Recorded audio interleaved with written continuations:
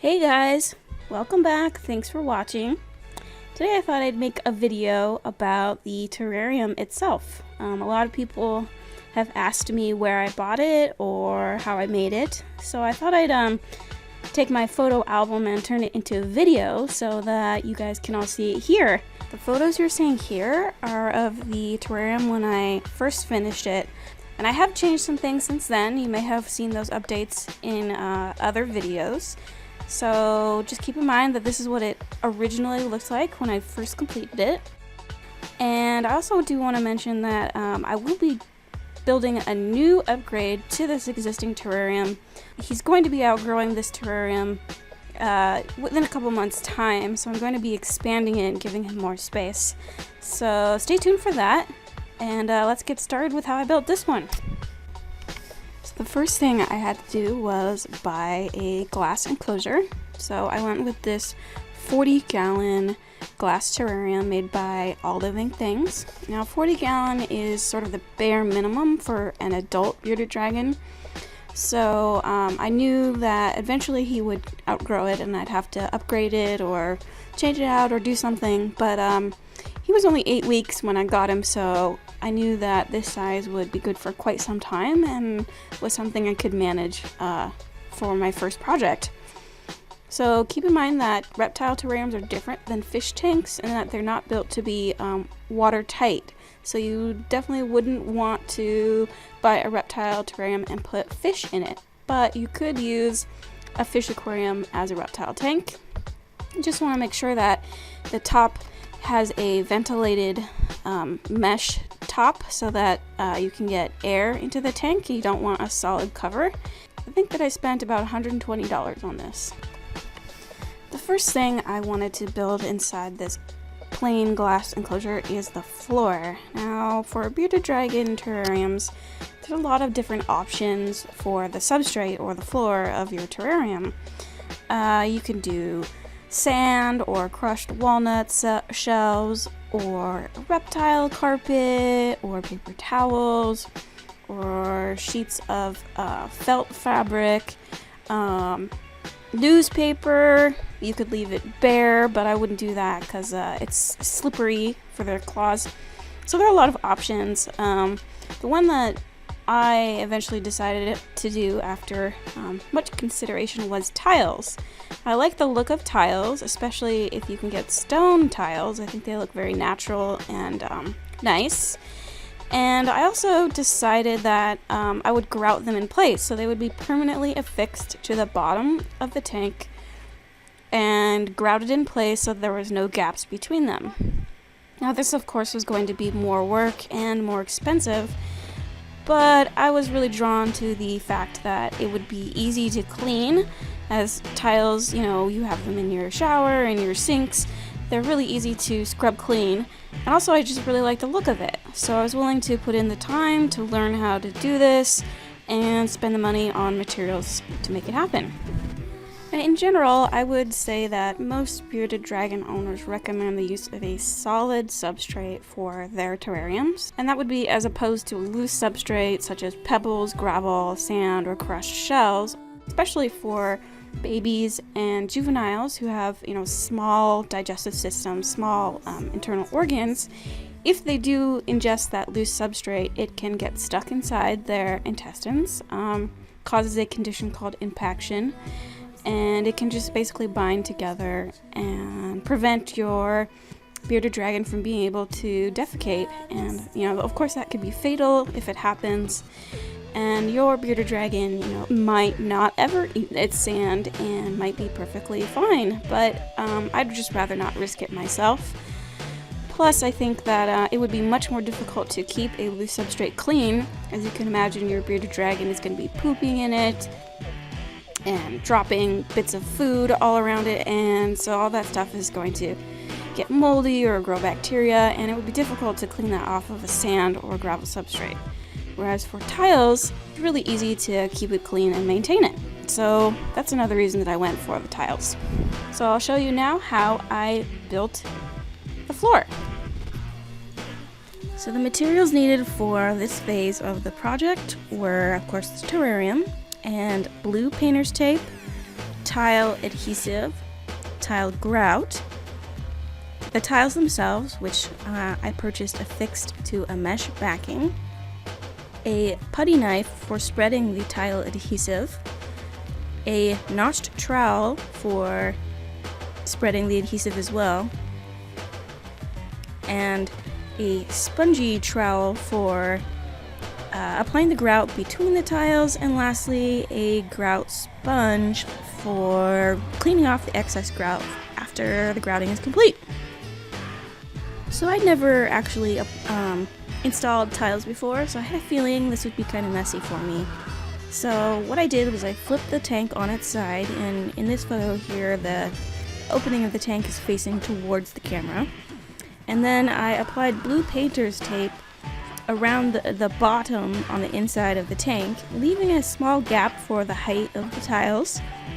And this would prevent excess adhesive and grout from getting all over the sides and the inside sides of the tank.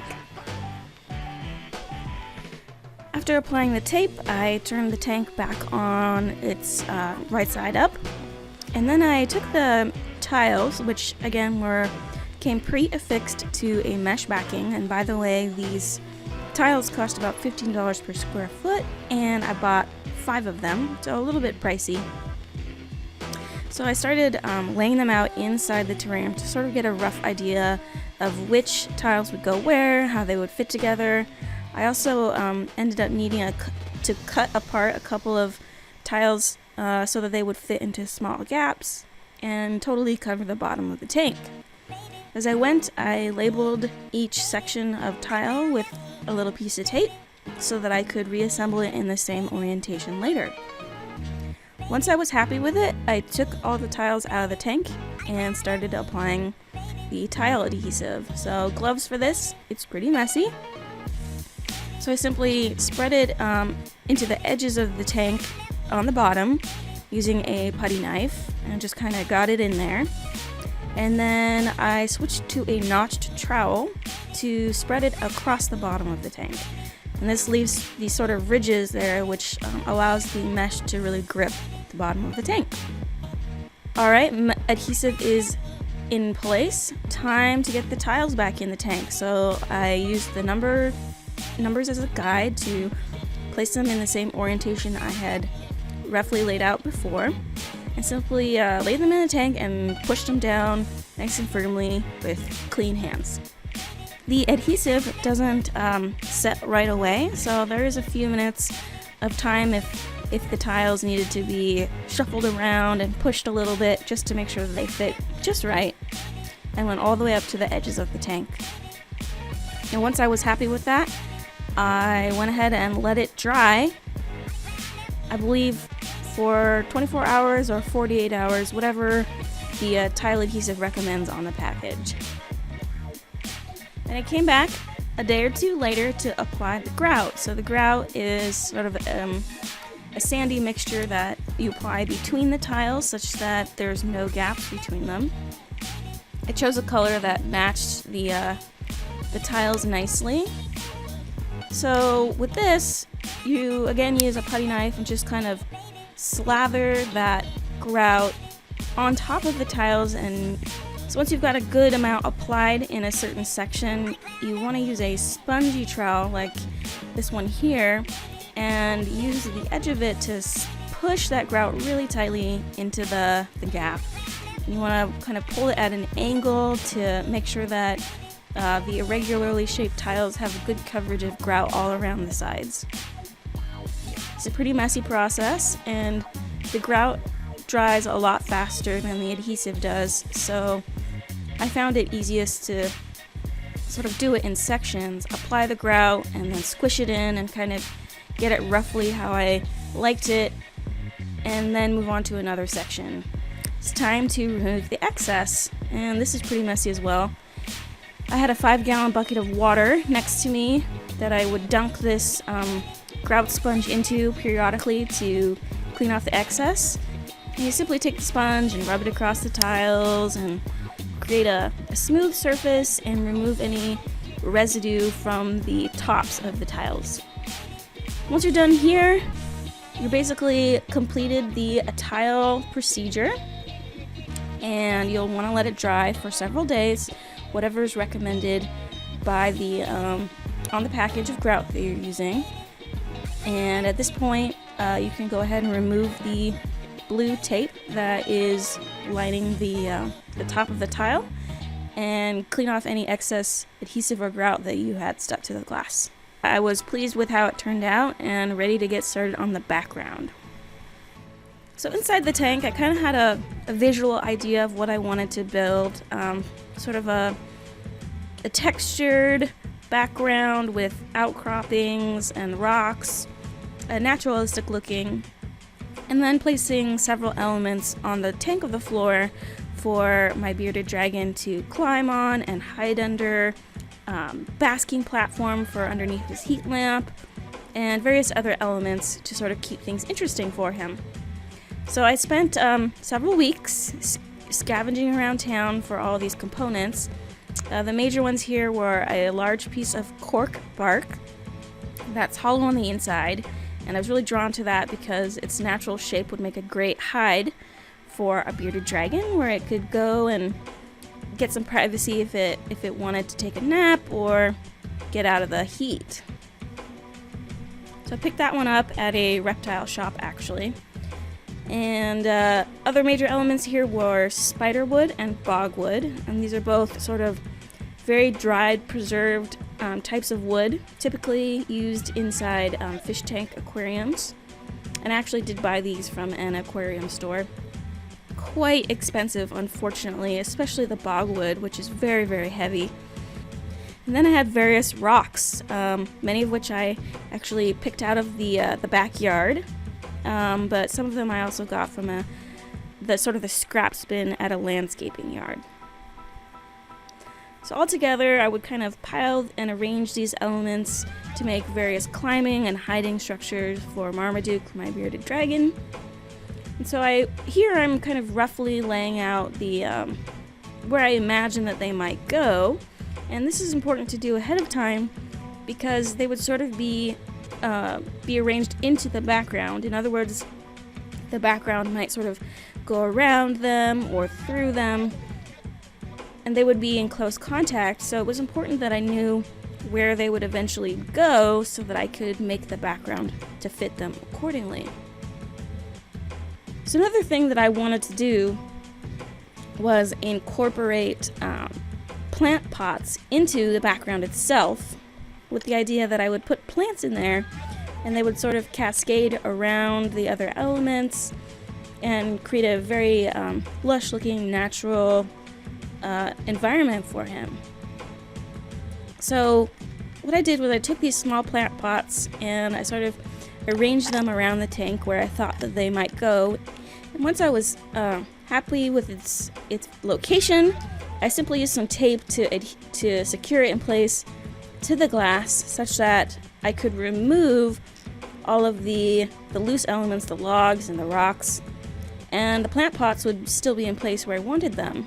And this would allow me to then create the background around those plant pots, so the pots would become part of the background itself. So for the background, and I have to give major props here to another YouTuber, Serpa Design.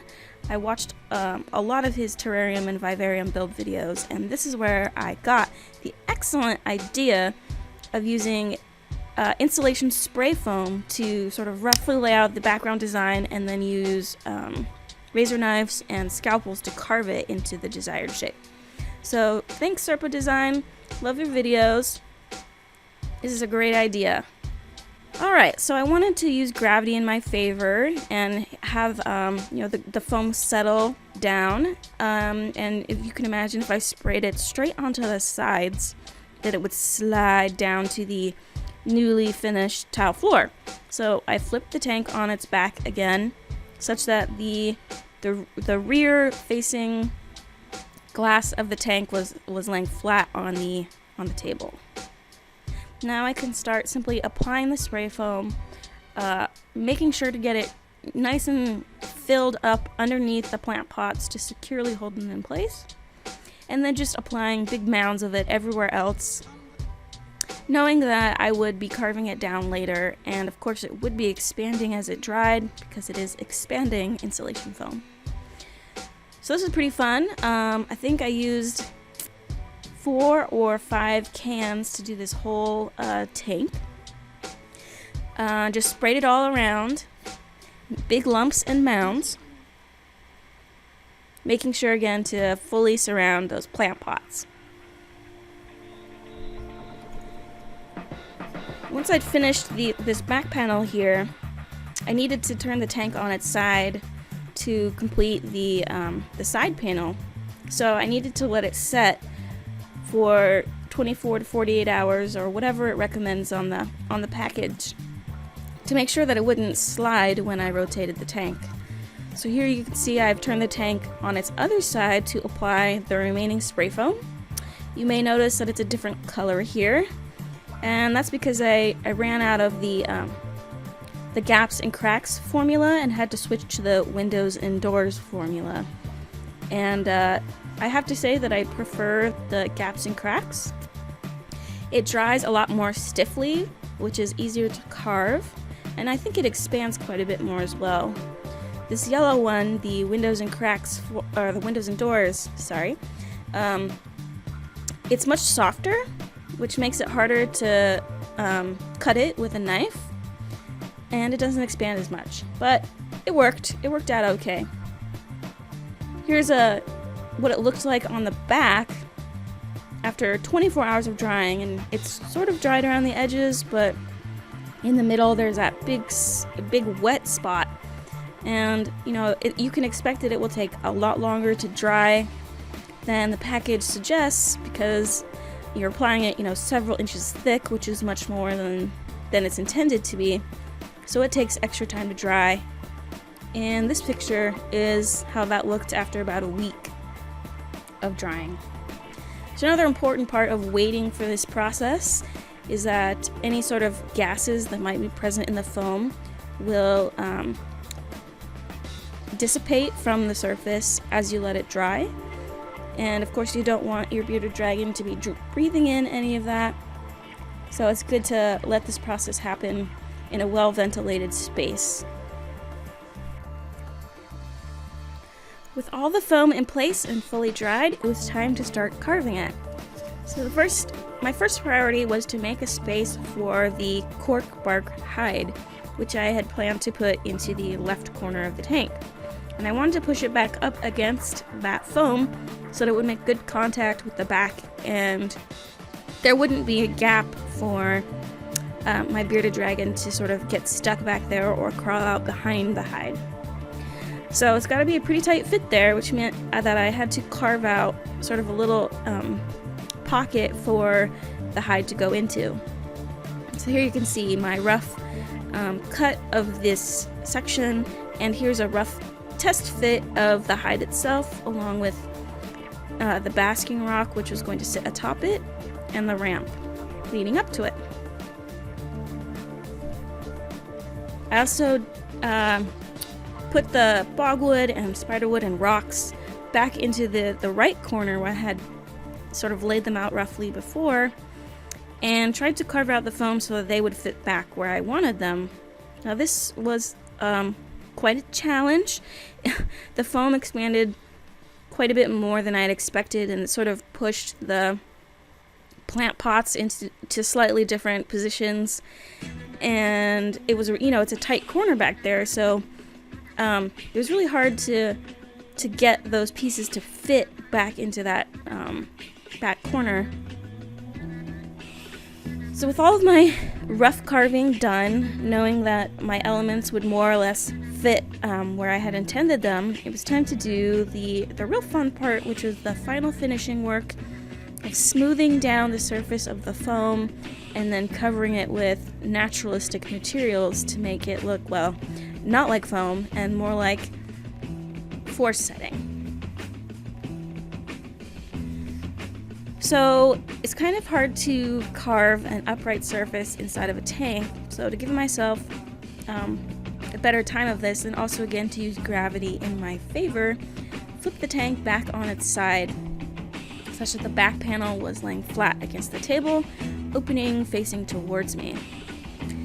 And the first task was to take a scalpel and sort of scrape it along the surface of the foam to smooth out all the roughness. So in this photo here, the right side is where I've been working, and it's a little hard to tell, but I have smoothed out all of the nooks and crannies a bit more, so there's a lot less jagged foam sticking out. It's more of a smooth curve on the surface, as opposed to the left side, which is still rough cut from earlier. So with the carving done, it was time to start applying the background materials to cover up the foam itself. So again, shout out to Serpa Design on YouTube for this idea. What I did was use silicone adhesive, which comes in a tube that you apply with a caulking gun. And the idea was to spread a thick layer of this silicone over the surface of the foam. And it's also sticky, so that allows you to embed other materials into the silicone, such as pebbles and pumice rocks. Some other things I used were sphagnum moss, dried sphagnum moss. I used orchid bark. What else I used? Sand. Various natural materials. Oh, and most importantly, coconut husk or cocoa coir, which is the husk of a coconut which has been shredded up, and you can buy it in solid bricks, which you then separate by adding water, which expands the coir, and then you can sort of fluff it apart and dry it back out until you have a loose substrate. And this is sort of a stand-in for what would look like soil in a natural environment, but of course it's mostly inert. It's just really plant fiber, so it's not going to harbor bacteria or insects growing in it. It's a lot better to use than soil, actual soil. So these are the main materials I had on hand for this, and the idea was to sort of lay them out into the silicone to cover up the appearance of the foam or the silicone and make it look like the surface of a natural environment.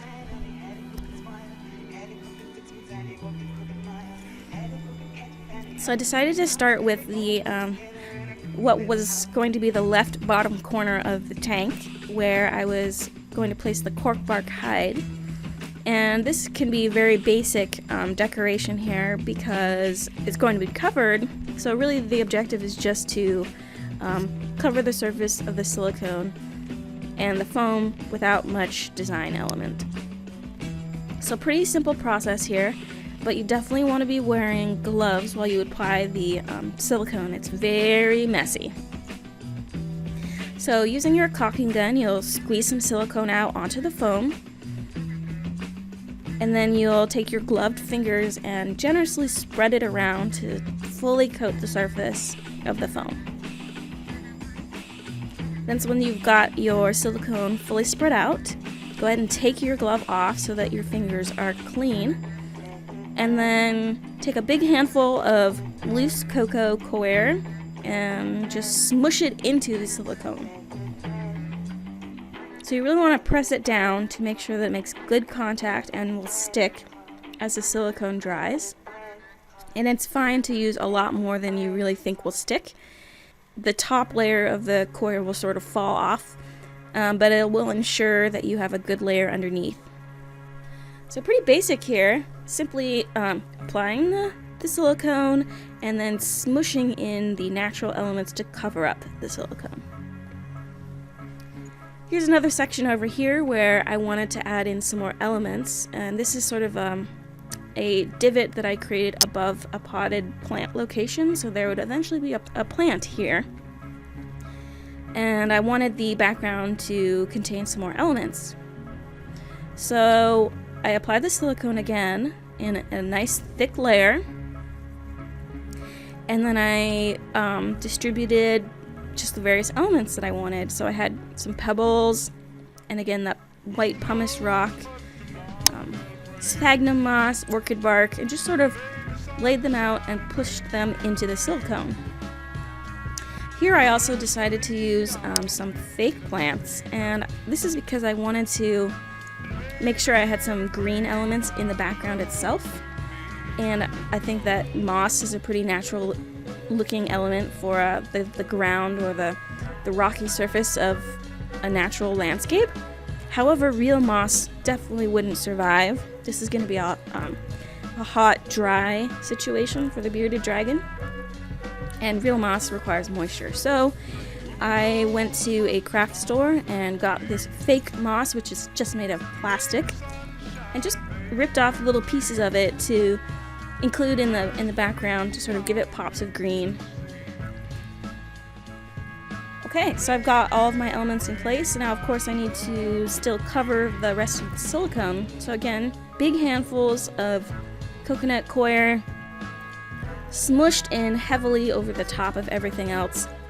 And you really can't see the pebbles or anything underneath now, but keep in mind that all the coir on the top will fall off when you're done drying, and you'll be able to see those pebbles and moss again.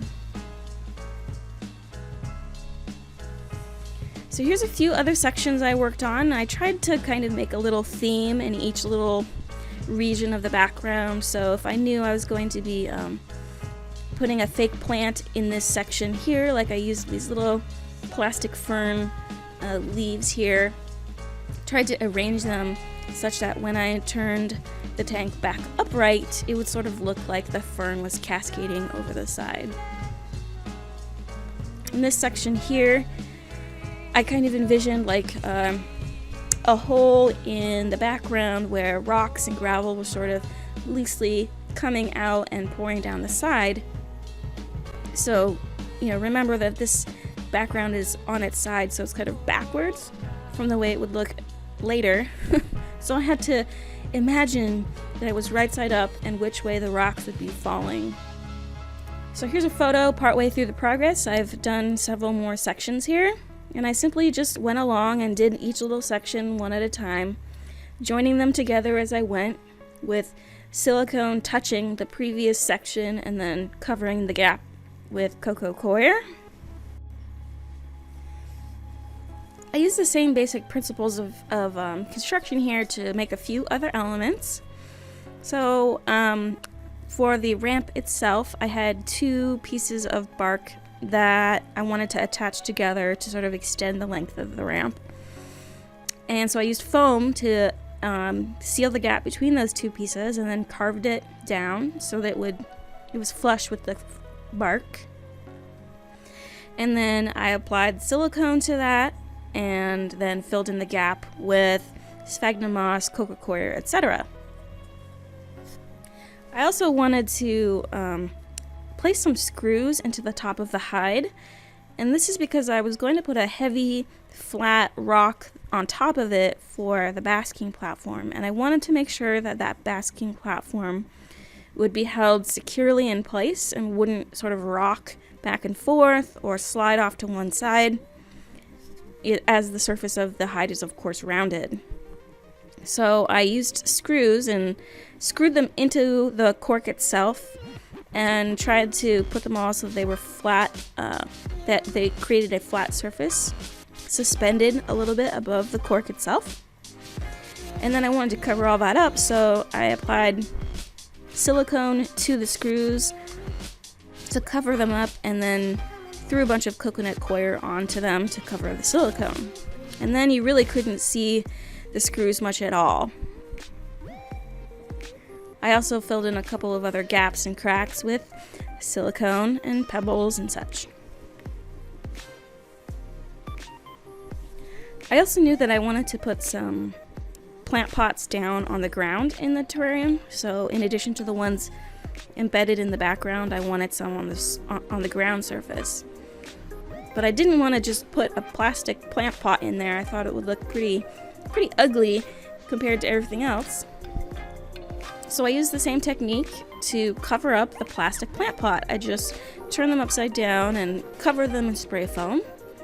And then once it had dried, carved it into some irregular, naturalistic, rock-looking shape. Smeared silicone all over it. and then pressed in, you know, the coir, the pebbles, etc. Ended up with a sort of irregularly shaped plant pot that would conceal the pot itself and blend in well with the background. Alright, so after several days, I think this actually took a week or two for me to get through it in bits and pieces. And here's how it looked when I turned it upright to finally take a look at it in its intended orientation. So you can see that there's a lot of different shapes and forms in the background. We've got some outcroppings and some pockets. We've got this piece of bogwood embedded, sort of projecting out from the back. We've got little sections where a small piece of fake plant was added to give a pop of color. We've got, of course, our plant pots. And at this point, I also drilled out drainage holes through the bottom of each plant pot to make sure that when I watered the plants, the water would dribble out onto the tile floor rather than soaking into the foam and getting stuck behind that. Pretty happy with how this has turned out, and now it's ready for real plants. So I'd read a lot online about whether or not you should use real plants, live plants, in your bearded dragon terrarium, and of course there are opinions on both sides.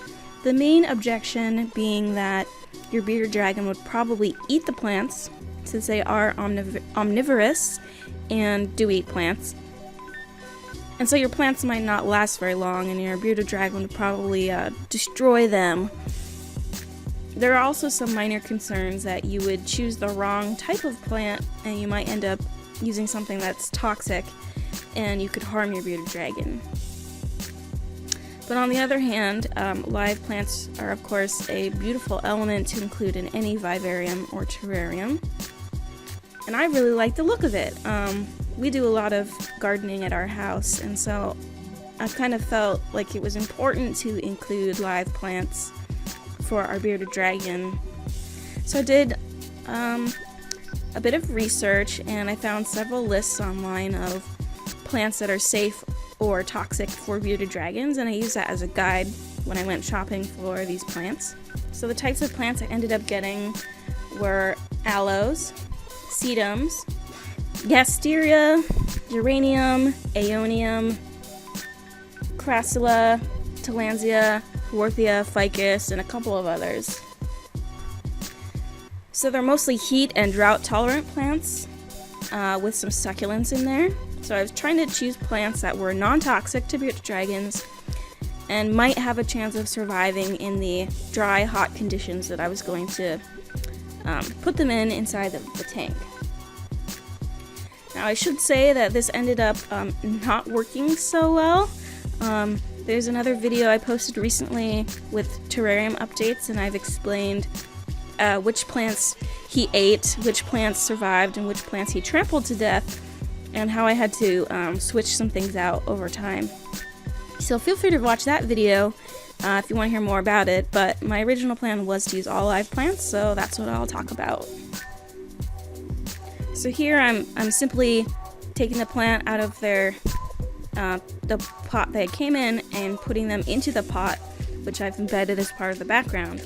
As a substrate, I did not want to use soil, real soil, because all of the bioactive organic matter would be breeding ground for bacteria and insects and other things I really didn't want to deal with inside the tank. So I just used a sort of a water holding substrate made of coconut coir, sphagnum moss, and basically all the things that I put in the background. And so the idea was that it would just basically hold water around the roots, keep the plants alive without creating too many other problems for me to deal with. Okay, so after all of that, finally the construction of the terrarium is complete. At this point, there's only a few things left to do, and that's to put all of the logs and rocks back inside the terrarium where I intended them to go. And here's how that looked. I also needed to purchase a few other essential things that you need for any bearded dragon, and that would be a UVA and UVB light source. So here I've got a Rectisun T5 36-inch hood fixture with a T5 bulb inside, and that's at 10.0 UVB bulb. Also need to provide them with heat. So they are reptiles, cold-blooded, so you need to give them plenty of heat so that they stay nice and warm. So I got a ceramic heat bulb and I installed it inside of this reflective dome and placed it on top of the mesh top of the cage right above the basking platform. You also need to monitor the temperature and humidity in the tank. It's got to be pretty warm, so I got a temperature and humidity dual probe systems, one for each side of the tank, one to measure the temperature on the basking rock and the other to measure the ambient air temperature. Last thing is I needed a stand for the tank to sit on. I did not want to just put it on the floor. I wanted to be able to look at it and interact with the Marmaduke at eye level. I got pretty lucky and I found this cool looking table for just $12, and it's really well constructed, solid wood. It unfortunately was covered in about 10 layers of different colors of latex paints, so people had just been painting it over and over again over the years. And rather than applying just another layer on top, I decided to go back down to bare wood. So I sanded it by hand. It took me probably a week to sand it. Once I'd gotten all the paint off, I applied some white primer and then used about 4 or 5 cans of navy blue spray paint. So the terrarium is now sitting on top of this cool little table inside our living room. Now this video just wouldn't be complete without some pictures of Marmaduke, the bearded dragon himself. So here's a couple of fun pictures from when we first got him, when he was only 8 weeks old and just getting used to his new surroundings and learning, exploring around his tank. So cute, isn't he?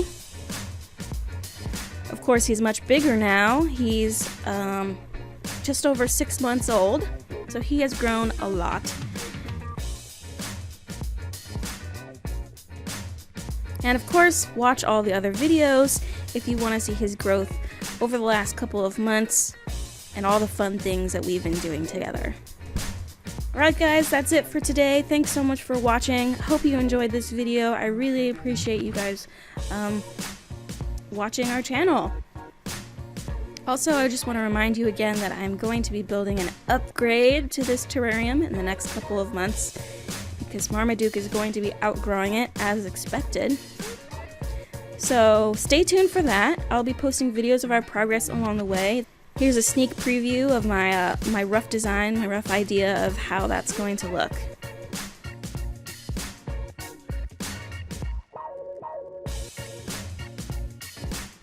See you next time!